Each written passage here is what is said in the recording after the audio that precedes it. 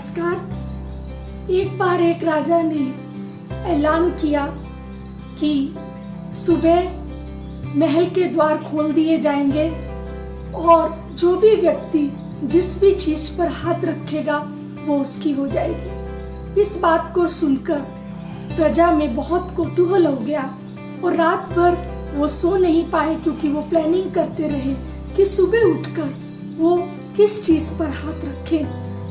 कोई सोने के ऊपर हाथ रखने की बात सोच रहा था, कोई चांदी पर, कोई हीरे पर, कोई दौलत पर, कोई घोड़े पर। ऐसे ही रात भर वो सो भी नहीं पाए। सुबह उठते ही राजा ने ऐलान किया और पूरे महल के द्वार खोल दिए गए प्रजा के लिए। प्रजा में भी जैसे अफरा तफरी थी, वो इंतजार कर रहे थे और भीड़ जो थी वो महल में दाखिल हो गई। और उस समय दृश्य देखने वाला था, क्योंकि राजा जो था वो ऊंचे सिंहासन पर बैठा, वो ये दृश्य को देख रहा था।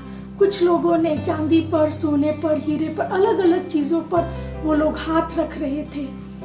ऐसे समय में जब चारों तरफ भीड़ भाड़ थी और अफरा तफरी थी, उसमें एक छोटी सी बच्ची भीड़ भाड़ को चीरती हुई राजा के पास पहुंच रही थी।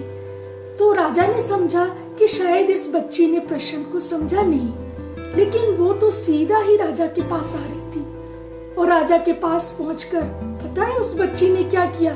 उसने राजा पर हाथ रख दिया।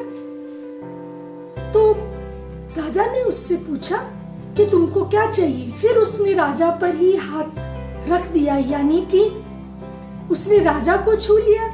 जब राजा उसका हो गया तो प्रजा जिस चीज पर हाथ रख रही थी, सारा महल, सारी दौलत, सब कुछ उस बच्ची की हो गई। देखिए कितनी बड़ी बात, छोटी सी बच्ची, और कितनी बड़ी समझ की बात कि राजा ही उसका हो गया। यानी इस कहानी का आध्यात्मिक अर्थ है कि हम जीवन में धन पाने के लिए, दौलत पाने के लिए, अपनी इच्छाओं की पूर्ति के लिए, सफलता के लिए ना जाने क्या क्या प्लान करते हैं, लेकिन हम उस राजा सर्वशक्तिवान जो सबसे हाईएस्ट अथॉरिटी है उसको हम भूल जाते हैं। अगर हम उसके साथ हो जाए, हाथ रखना मना, उसको अपना साथी बना ले, अपने जीवन में हम अपनी समस्याओं को उसको दे दें और हम प्रतिदिन उसको याद करें, जिसको हम बहुत सिंपल भाषा में कहते हैं मेडिटेशन करें, ध्यान करें, तो परमात्मा हमें जीवन में वो सब देगा जो हमने कभी सोचा ही नहीं था। तो आइए हम ये सोचें, अपनी खुशी का खुद ही ऐलान करें, अपने भीतर एक दृढ़ संकल्प लें। हम पदार्थों के पीछे, बाहरी चीजों के पीछे, भौतिक सुख सुविधाओं के पीछे इतना समय न नष्ट करें, लेकिन बिल्कुल सहज उपाय, बिल्कुल सिंपल टिप कि आज से हम सर्वशक्तिवान को अपना साथी बना ले। प्रातः काल उसे जरूर याद कर ले। कहते हैं ना कि सुख में सिमरन जो करे, दुख काहे को होए। तो इसीलिए ऐसी परिस्थितियों में जब चारों तरफ निराशा है, परमात्मा का ही एक सच्चा साथ है जो हमें जीवन के अंदर आंतरिक खुशी और हर प्रकार की शक्तियों की दौलत दे सकता है।